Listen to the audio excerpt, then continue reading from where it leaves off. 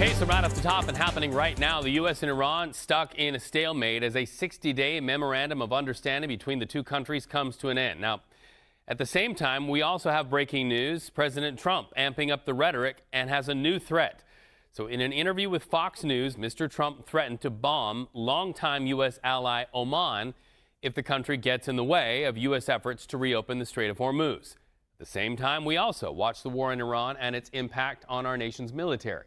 Following allegations of mental health issues and deteriorating conditions aboard the USS Abraham Lincoln, Admiral Brad Cooper made an appearance on the Abe. He met with sailors and Marines in this photo. The headline, he acknowledged concerns and praised the Lincoln's leadership for making mental health and crew resilience a top priority. Now, think about this. 5,000 service members on board that ship. It's tight quarters, and they've been there for a record 250 days. A U.S. official told CBS News the USS George Washington is now on its way to replace the Lincoln.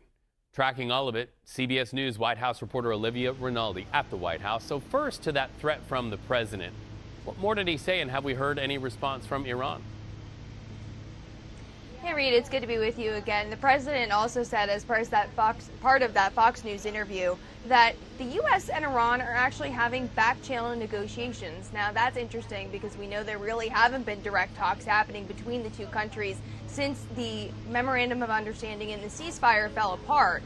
But the president said they are having those back-channel talks. However, we did just hear from the IRGC spokesperson who said that there are no talks taking place between the U.S. and Iran. He said this is a lie by the president. It's merely fantasies caused by delusions and nightmares. So them fully denying that the U.S. and Iran are in back-channel communications. It's also important because the president did issue a new threat to Oman, which is a U.S. ally. So that was interesting, but not the first time he's done that. He had done that again in May, threatening to bomb Oman, again, a U.S. ally, for getting involved in talks with the Iranians. Now, the talks that the Iranians and the Omanis are having are to reopen the Strait of Hormuz, but to have shipping lanes. So there would be one shipping lane, essentially, that would be hugging the coast of Oman. There would be another hugging the coast of Iran, and that's how ships would get in and out of the strait. But the president has said if they get involved or really scuttle any negotiations happening between the U.S. and Iran, he plans to bomb them. So again, making that threat against a U.S. ally.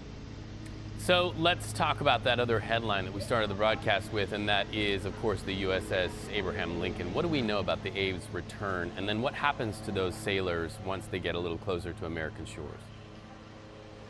Well, we do know that those sailors and service members are expected to head home hopefully soon, in the next couple of weeks or so, because they are sending a different carrier group, the Washington carrier group, to the region so that they can kind of tap out the Lincoln, have them come home, resupply, rejigger, whatever they need to on board, and then perhaps send them back out. We don't know about the future deployments of the Lincoln, but we do know they are planning to bring them back to port, back to the U.S. And again, we don't have a timeline on that, and part of that is normal. We wouldn't know, for operational security purposes, when exactly they'd be taken out of the region.